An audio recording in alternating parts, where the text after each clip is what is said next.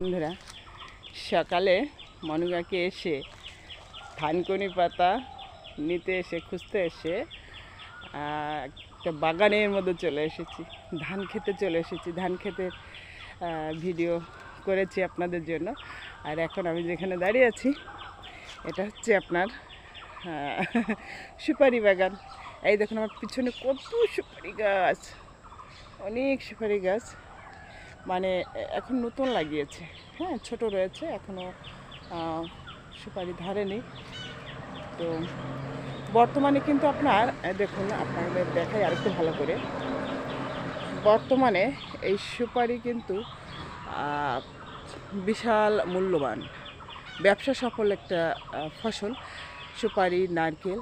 তো বাড়িতে কোথাও ফাঁকা জায়গা থাকলে অবশ্যই নারকেল এবং সুপারির চাষ করবেন, বাগান করবেন, দেখবেন অনেক লাভবান হতে পারবেন। ঠিক আছে? তো সব সময় তো আর এসব পরিবেশে আসা হয় না। আজ যেহেতু এসেছি, মনে করলাম যে বন্ধুদের জন্য একটু স্মৃতি করে নিয়ে যাই। ঠিক আছে? তো কেমন লাগলো সুপারি বাগান? অবশ্যই কমেন্ট বক্সে জানাবেন। সবাই ভালো থাকেন, সুস্থ থাকেন। Bye bye.